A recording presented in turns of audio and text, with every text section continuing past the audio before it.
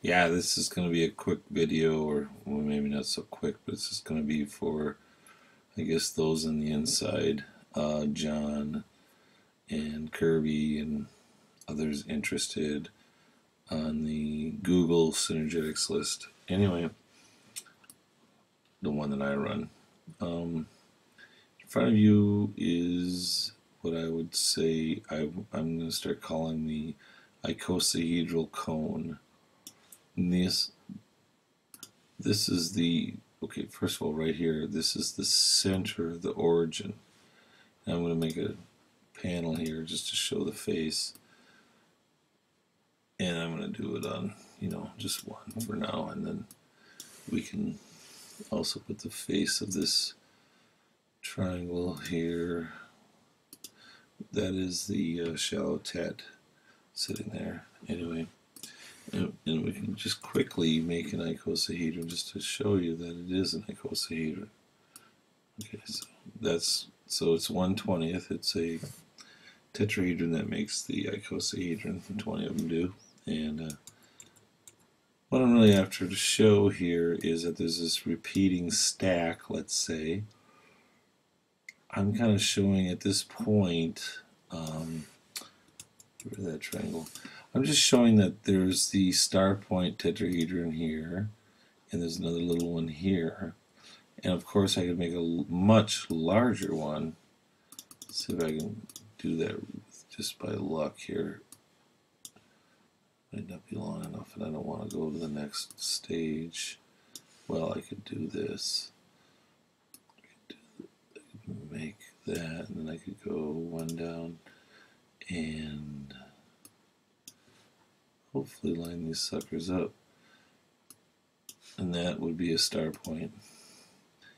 And then 20 of these star point tats on top of an icosahedron is going to make a great stellated dodecahedron.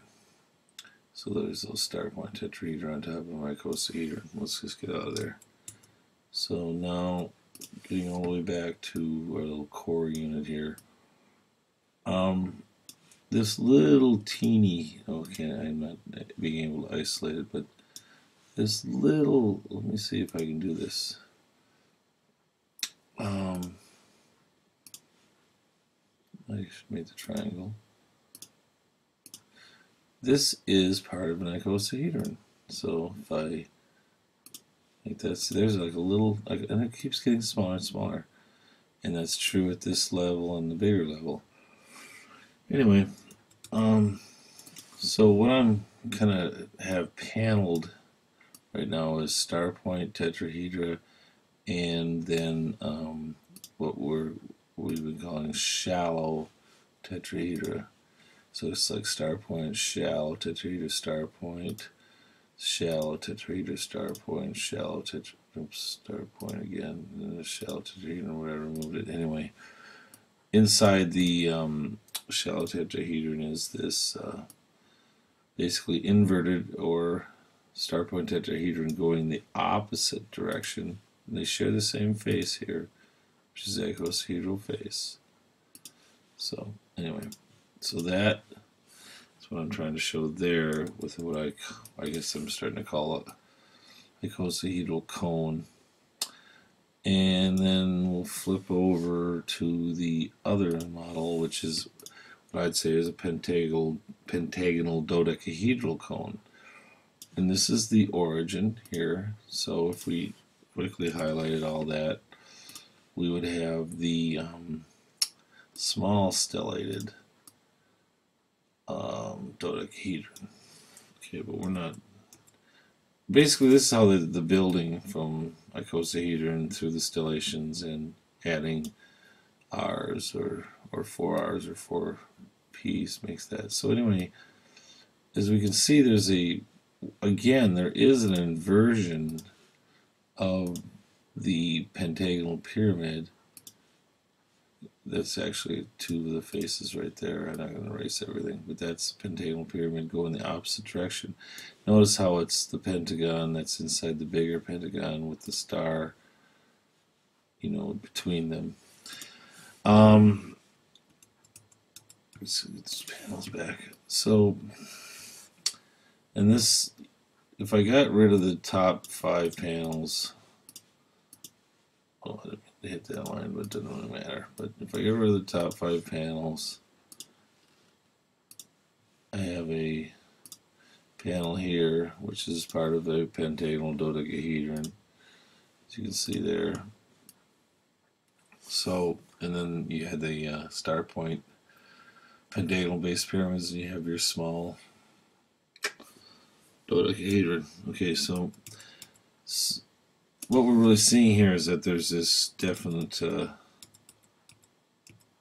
process going on. I don't know what happened there. Maybe I went too far. Yeah, maybe I did. Okay, just a second. Well, let me do it. Anyway, it doesn't matter. So we have an inverted pentagonal pyramid base going the opposite direction, and that goes on repeatedly. This being the center or origin, I haven't built it to that extent. Okay, so I don't remember how many faces I put on here, but these orange lines actually denote what are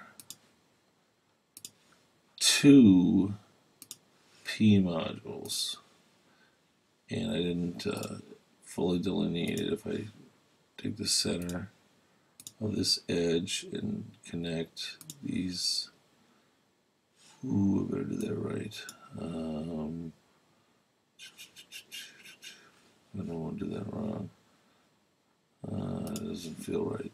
Anyway, that is the, I want to do these 3. That is the P module right here. Put that face in there.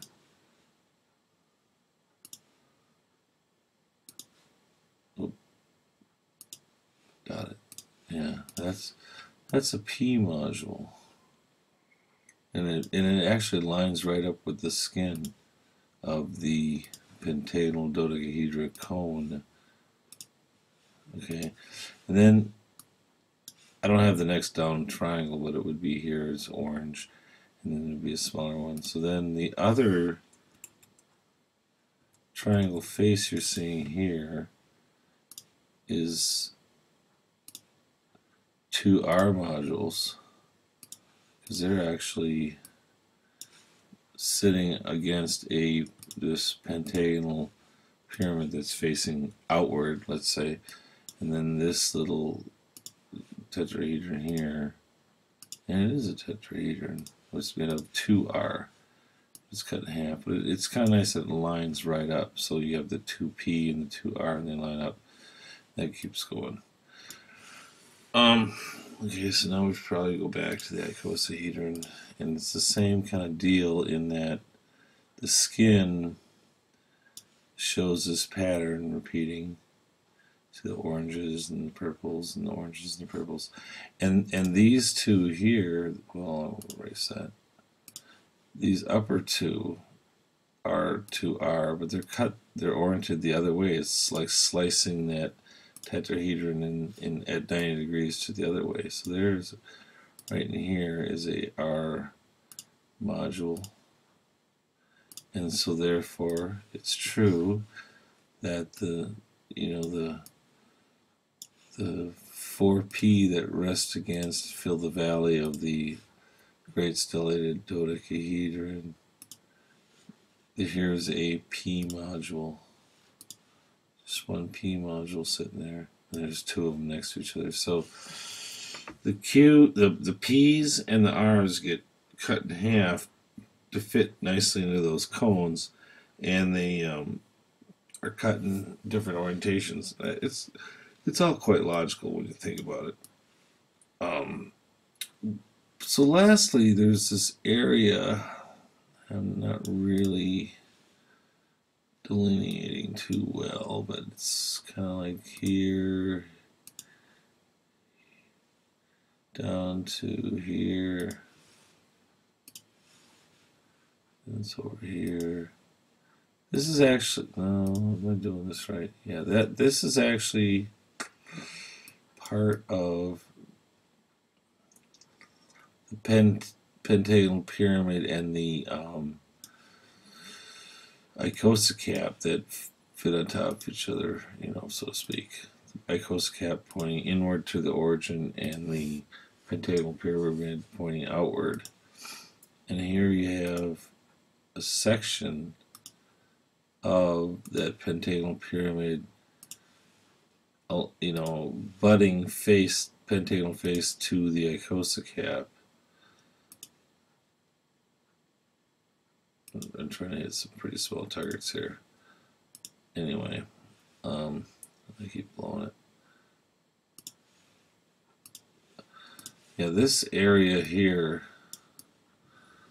right in here, that I've got these 4 panels with this edge, this would run through the center. This red line here runs through the center of the pentagonal based pyramid, star point pyramid, and these panels right down here are actually half of regular equilateral triangles.